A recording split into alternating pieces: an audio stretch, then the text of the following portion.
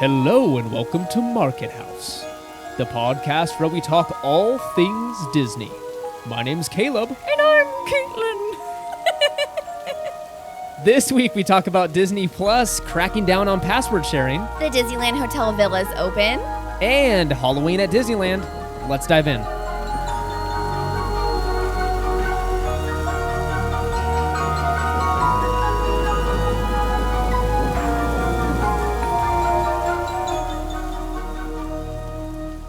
All right, and this is episode number 103. Can you believe it? No. I can't either. As always, welcome back, everybody. Welcome, and can't wait to dive in, talk Disney as usual.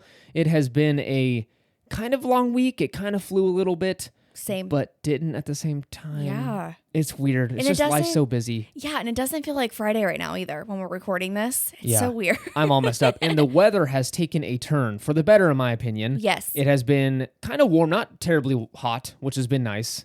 It's slowly starting to come down, but it's still like it's been in the mid 80s, which is still not fall in my book. Right. And all of a sudden, it's gone from mid 80s to now I look outside and it's overcast.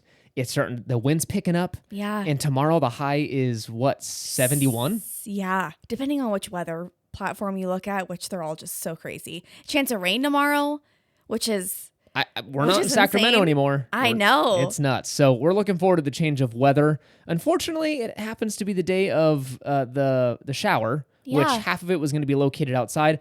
I don't mind. I know you're No. freaking out a little bit. I but just more feel bad for her family who've been planning all this stuff. That's true. They've done a lot of work to get ready, and I know they were kind of bummed to see that there's a potential for rain. But again, it always says that here, and then the day comes and it never rains. So Yes. I'm not worried about it. It's not going to rain. Don't worry. You know if it does, though? You know what song I'm going to be singing? That one in the Winnie the Pooh ride where it's like, the rain, rain, rain came down, down, Okay, down. you do that. We're going to keep it positive. It's all right. I'd rather it be kind of stormy weather than hot. That's true. Can't do heat anymore. That is true. We're done. Yeah. Hey, before we dive into the news, please consider leaving a review on Apple Podcast or Spotify. Huge help to the show. We say it every week, and I'm sure it's annoying to hear it, but we're not lying. It is a giant help. So when you do a written review over on Apple Podcast and a 5-star rating, and then over on Spotify, it just does the rating, just 5 stars. It takes 3 seconds, and it's a huge help to the show. So we thank you in advance for doing that. Also, head over to Patreon, markethousepodcast.com/support to go check it out over there. After this recording, I'm getting ready to actually edit just a little kind of life update / podcast update that we recorded just for Patreon members. So if you want to hear that kind of stuff, head over to markethousepodcast.com/support to sign up. All right, let's dive into that news.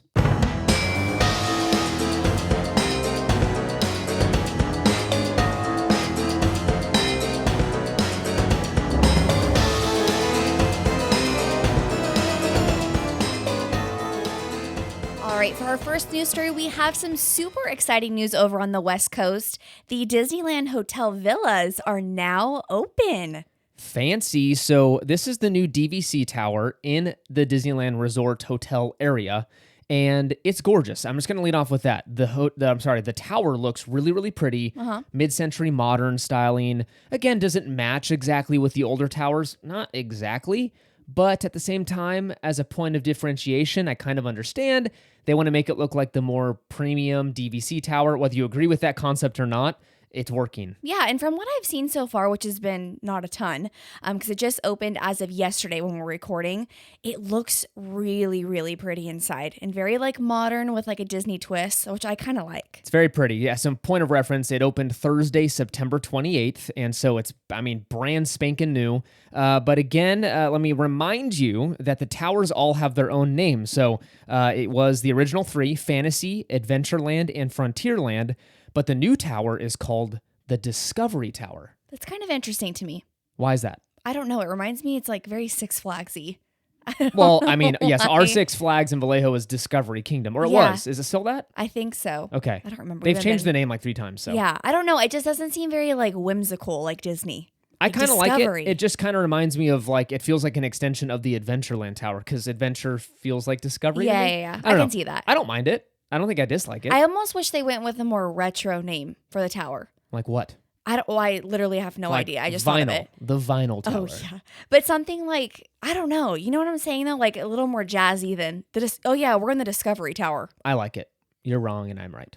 Okay. The rooms look super nice, but again, let me remind you that unfortunately, you need to be a DVC member to stay here, or you'll be paying big bucks, like not worth it bucks. So just to kind of give you insight, you don't, California doesn't allow basically like timeshare only resorts. You have to have cash options, but I don't think have a limit on how much you can charge because this room is maybe worth, like let's say $500-600 a night, but they'll charge like nearly $1,000 for the Wow. cash rate. So Someone's gonna do it. I'm sure someone will. And I'll be like, please don't do that because let me remind you that you can rent DVC points. Why it's called that, I don't know. But basically what you're doing is using someone else's DVC points. If they're not using them, let's say they're skipping out that year or they have so many points that they can't use them all, which I would love that problem. You can rent them from places like, and we're not sponsored or anything by them. I'm just recommending them to you guys because we've used them and we've had a good experience. Dave's. That's what I was thinking of. Yeah, I always forget the names. Dave's Vacation Rentals or something, and then also there's Rental DVC. Okay. DVC Rental. Okay. No, DVC Rental Store. Yes. Good grief, these names. But those are all pretty legit. Again, when you compare it to like a value resort, no, it's not a huge savings. But when you compare to what you would normally pay for a deluxe style resort, you'll save probably around like 40% off sticker price, which is pretty good. All right, our next news story happens to be in Virtual Land, Yes. Disney Plus. Mm-hmm. They are going to start the crackdown on passwords a little sooner than everyone expected. So Disney just announced that starting November 1st, they're going to start restricting the use of accounts outside of the one household. This new crackdown is only going to take effect in Canada for now, but I'm assuming it will roll out to other regions of the world in the coming months. So again, no official strategy yet. Basically what we've heard was this is the official wording from Disney. We're implementing restrictions on your ability to share your account or login credentials outside of your household. So I'm assuming they'll be using IP address stuff. And if you're not a tech person, don't worry about it. Basically, they're able to, they know that if you use your login, let's say at 1 minute, and then 7 minutes later, if it's logged into 4 hours away, they know that you've clearly shared your login credentials or you've been hacked. But basically, I think a warning will come up on both screens saying, hey, you can't do this, and we're going to lock one of your screens and whatever. So it doesn't surprise me. Netflix has been doing this, and people freaked out, and then their subscriber base went up because people were like, shoot, I can't use mom and dad's account anymore, Right. so I'm going to have to start paying. Yeah, it makes sense because again, people are going to want to watch stuff on there. Exactly. So Disney Plus needs to become profitable. And so this is just kind of the journey of getting there. So if you've been sharing your password, those days are coming to an end pretty soon. I would expect this to reach the US sometime in Q1 of 24, Q2. Okay. Just because they'll use Canada since it's way smaller than the America. I forgot the name of the country we live in. The U.S., it's a good testing ground for that. So again, if you're sharing your password, just know that you'll probably have to get your own subscription here in the next, 3 to 6 months.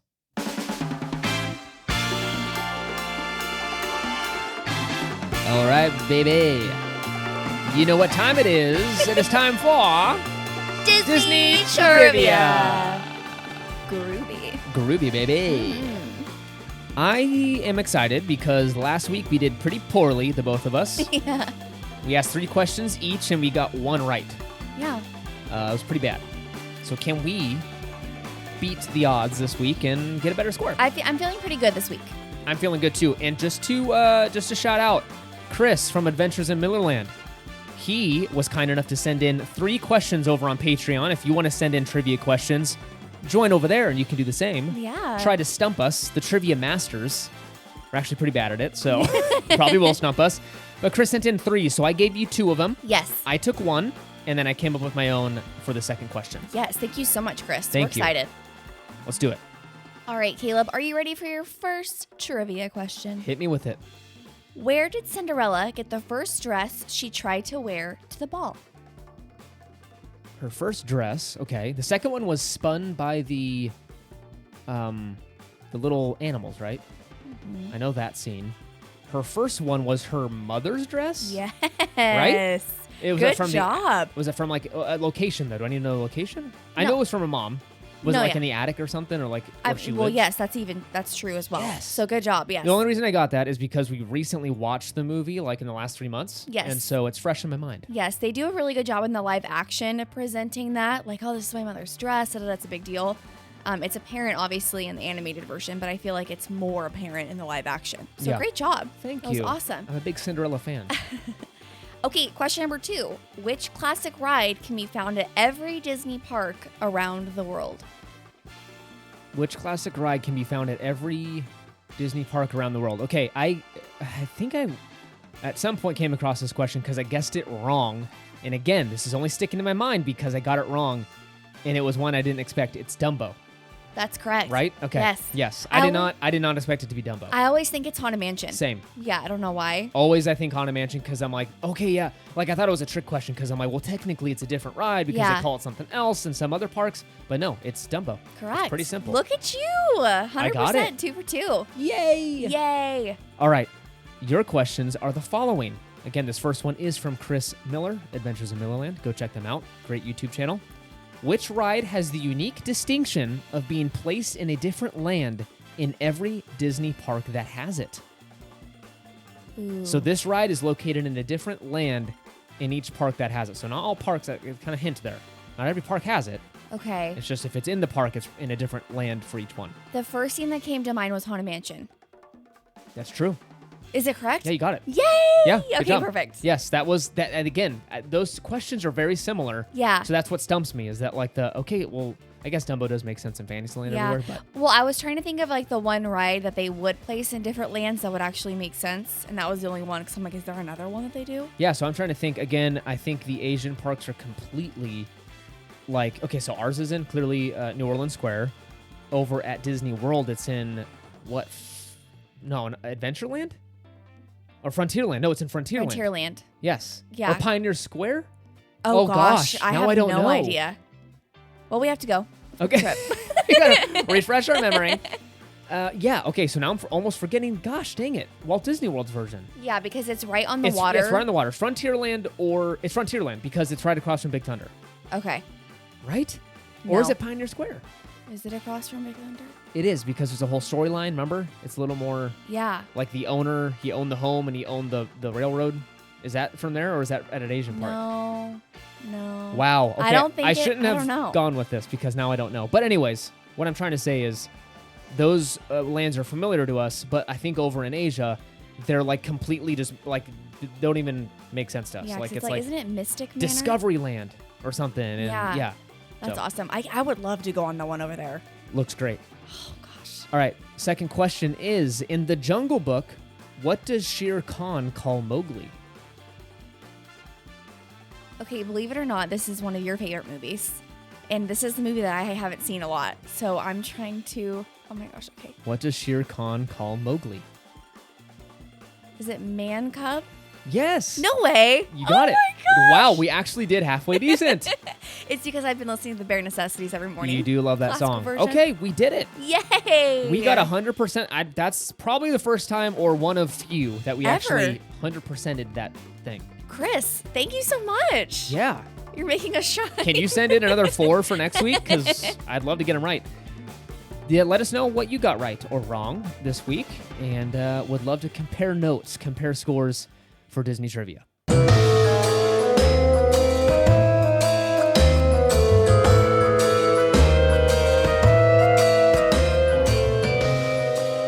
All right, that brings us to our main segment of this week's episode, and that is Halloween at Disneyland. And I am so excited. So stinking excited. It is, October when this is coming out? Second. Mhm. So it's the start of the official spooky season. We start early a little bit, I think, would be Oh, yeah. considered early in September. Uh-huh. But this is now spooky season. I am so excited. I have a confession to make. What? I didn't like Halloween growing up. Have I said that? I think so. Have I made it known? Well, to me at least, you Yeah, have. so the start of October, I was like, boo, boring. But I've come to like it. Mhm. And I think the last time I went trick-or-treating, I was dressed up as a fireman.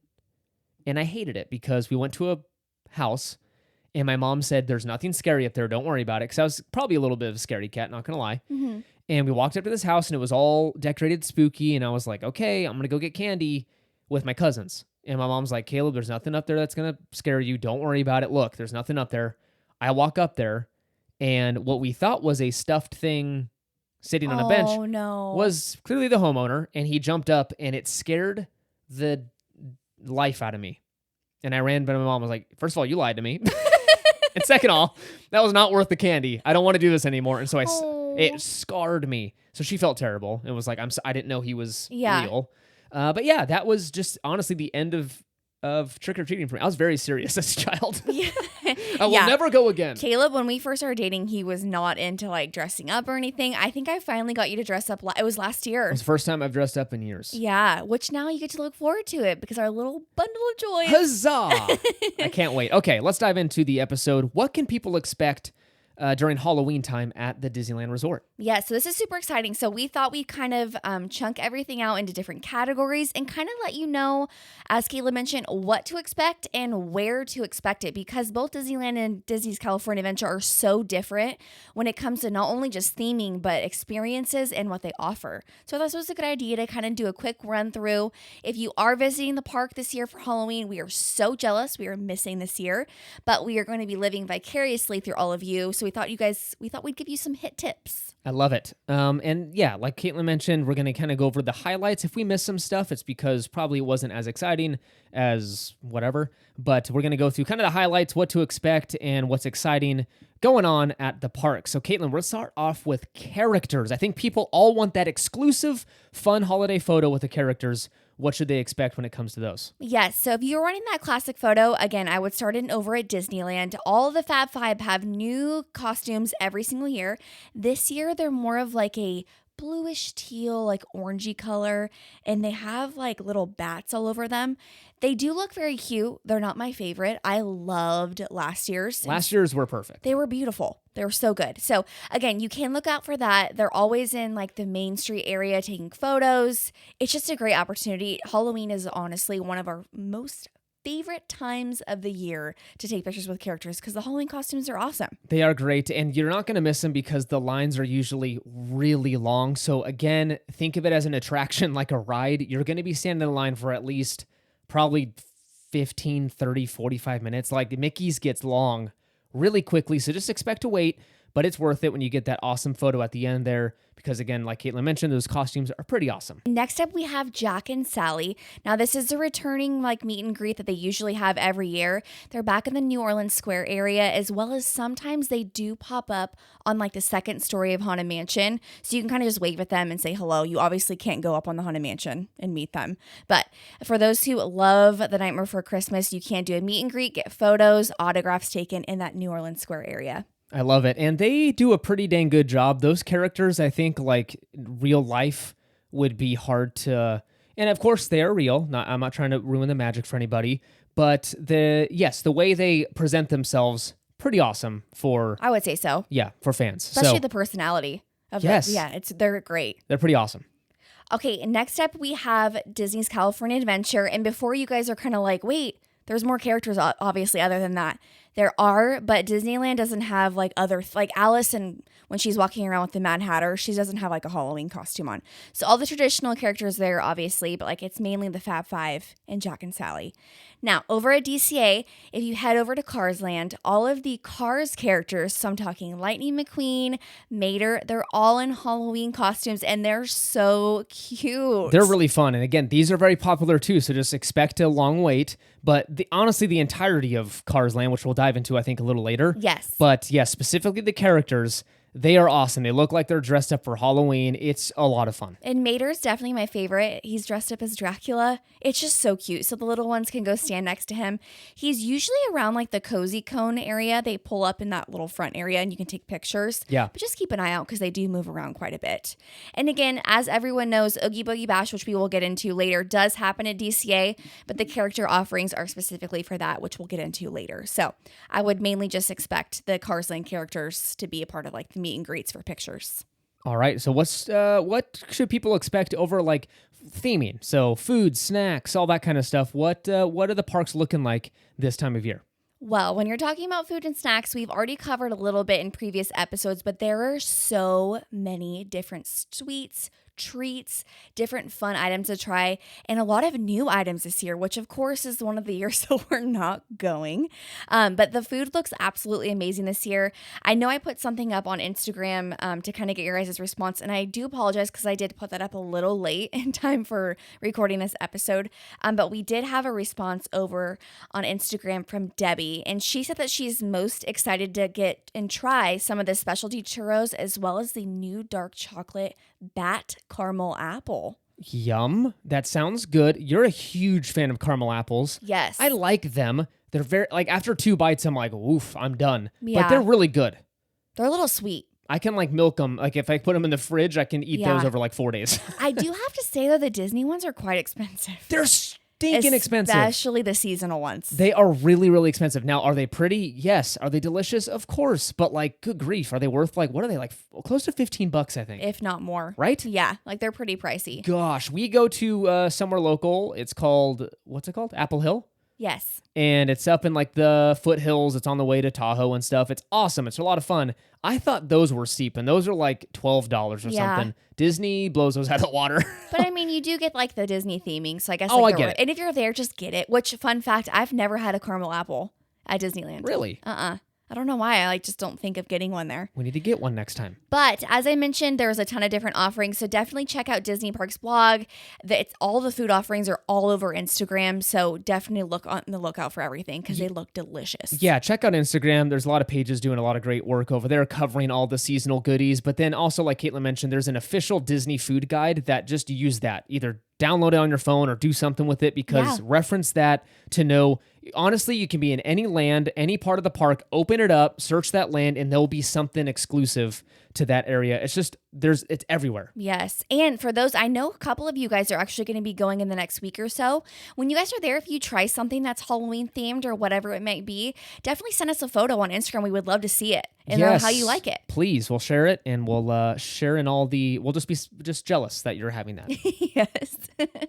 Also, you can check out the classic pumpkins over in Disneyland. This is the, like, when you're walking down Main Street and you're looking up around, make sure to look up because I never do and I miss all this theming. If you look up, there are these, like, pumpkins. Right. What are they called when you, jack-o'-lanterns, Jack-o'-lanterns. Right? Sorry, yeah. Jack-o'-lanterns. And they're just really well themed, honestly. They add so much ambiance to the park and they're all really well done up there and they line the streets of Main Street and just a lot of fun.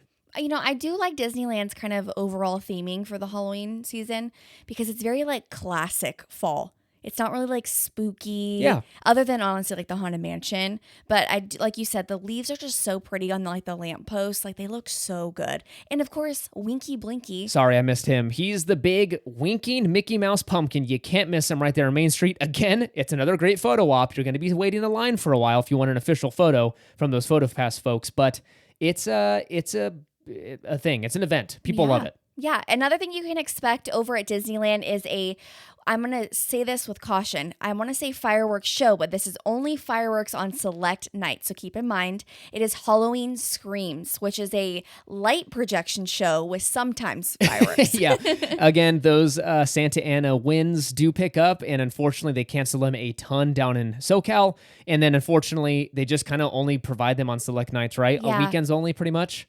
It's super random. Okay. Yeah. So yeah, again, it's a fun light show if it's just the projections and stuff because it's Jack Skellington kind of presenting the whole thing. Mm-hmm. There's an Oogie Boogie portion that Caitlin loves. It's my favorite. It's actually an awesome show. It's Either way, if you get fireworks, fantastic. If you don't worry about it. You're getting a good show anyways. Next up for something that's going to be, I wouldn't say new this year, but an offering for the seasonal period during Halloween is the Happiest Haunts Tour, which we've covered in another episode already.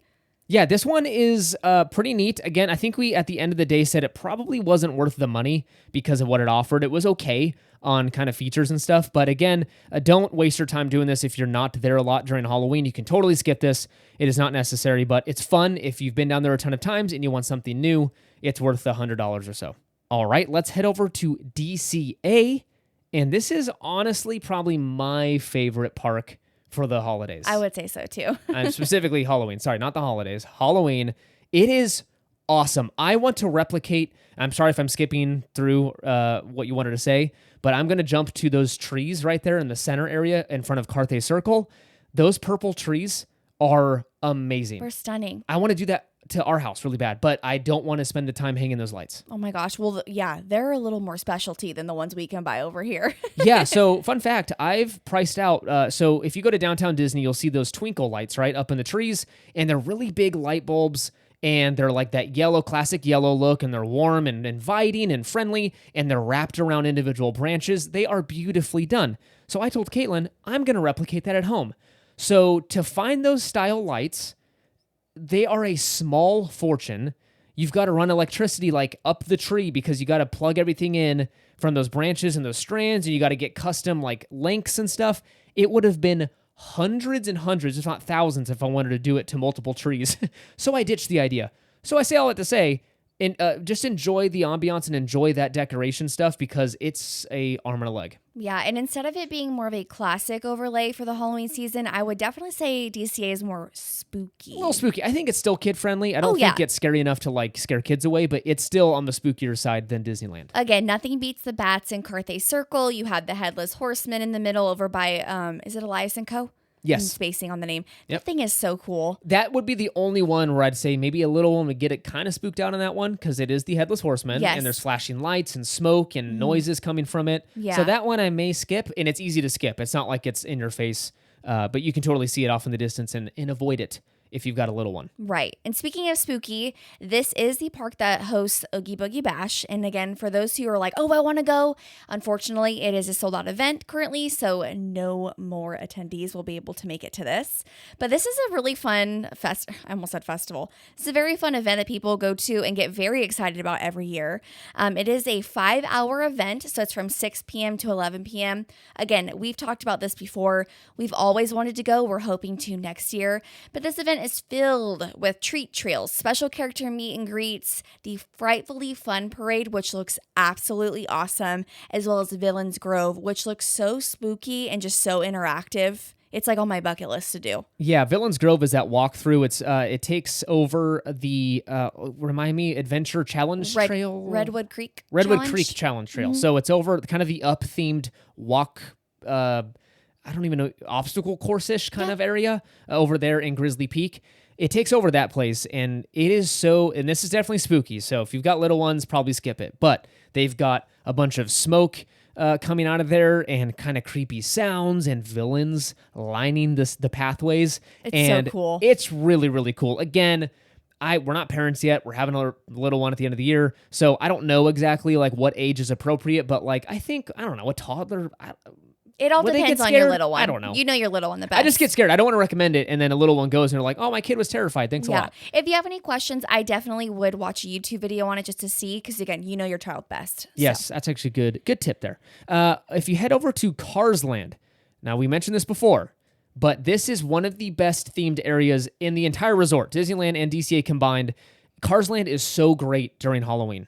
It's one of my favorite areas. That you can take a million pictures there. Everything's, themed differently. The front sign has something that says something different. The cozy cones are all dressed up for the occasion. Yeah. It's a lot of fun. And I really enjoy that they decorate the land with, again, car parts. Like if they do spiders, like I'm not going to sit here and try and tell you what parts they're made out of, but like they're just all things car, which I love. And that's so creative and so imaginative that I'm like, it's not just like, oh, there's pumpkins. It's like, no, like there's actual parts in here. Yeah, it's really neat. It's awesome. Another thing that we love seeing is as the kind of sun goes down, things are getting a little more spooky.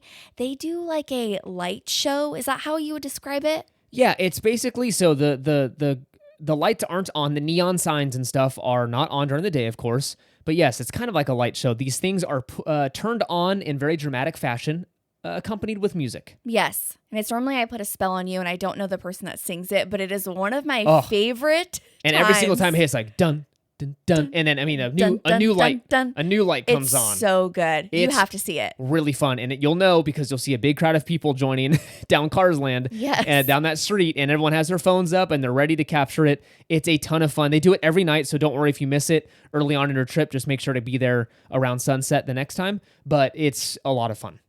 Next up, we have the Dia de los Muertos Festival over in, I always want to call it Pacific Grove, but it's not. It's the Paradise Gardens. Yeah, so this is over by the, holy smokes, what's the restaurant there? I don't know the restaurant, but it's like Goofy Sky School. I think it's the Boardwalk Yeah, Boardwalk Pizza and Pasta. Jumpin' Jellyfish Ride. Yes. It's over there. Again, this is not new. This is a reoccurring event that happens every year, and I'm so glad it does because it's such a fun area during this time.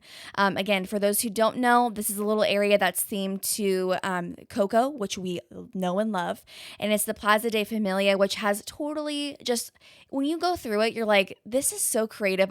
It's amazing. They have a memory wall. There's a Miguel photo opportunity. There's a little craft area for your little ones to kind of create little spirit animals like Dante, as well as the musical celebration of Coco, which is like the little mini parade that goes through that area.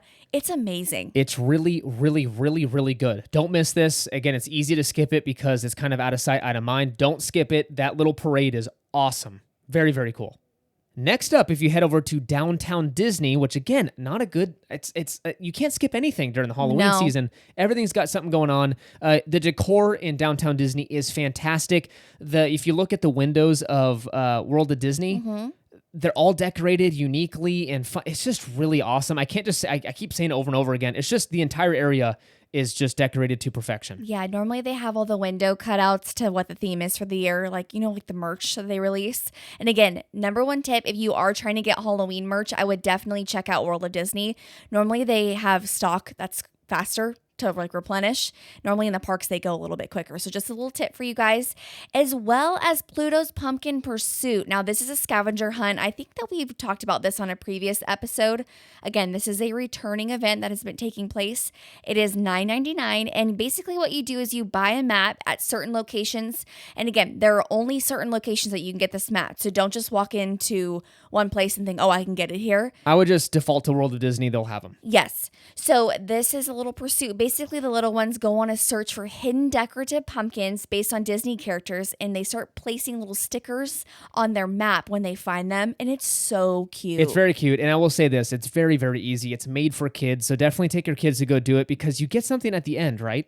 Yes, you do. You get a little prize. They do change it. Yeah, so it's not like you're paying $10 to get a little piece of paper map. You go back and you actually get a prize at the end, so I'd say it's worth the $10. Yes, and also there is a little note on Disney's website. You do not have to finish this scavenger hunt in order to get the prize. So just keep that in mind if your little one's like, I'm done. They lose interest after a couple, yes. Just head back and get your prize. You can totally just take it in to get that little prize, so no worries there. Okay, let's talk about ride overlays. So kind of what changes during the Halloween season. Over at DCA in Cars Land, you've got Luigi's Honkin' Halloween. So again, I think it plays Halloween music. It's themed and decorated for Halloween. That's a lot of fun. If you head over to Mater's Ride, it's called Mater's Graveyard Jamboree. And again, like we mentioned before, new music and some Halloween decorations, and it makes for a fantastic time. I do love the ride sign. Oh, it's perfect. It is so cool. I have about 12 pictures of it because I always go, I'm going to get a picture of it like I don't already have it.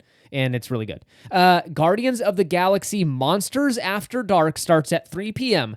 So the first half of the day, it's just regular old Guardians. If you wait till after 3, it becomes Monsters After Dark. And this is Caitlin's probably favorite attraction like ever.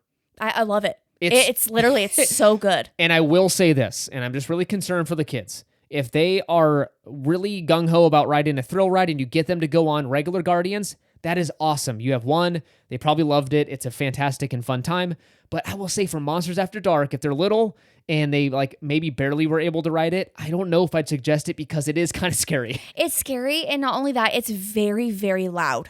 I mean, they're blasting that music so loud. And I won't spoil anything, but at the very end, there's a very loud noise and a roar of a monster. Yes. And it can kind of catch kids off guard. So just keep that in mind. I mean, it scares me. Yes. And I'm an adult.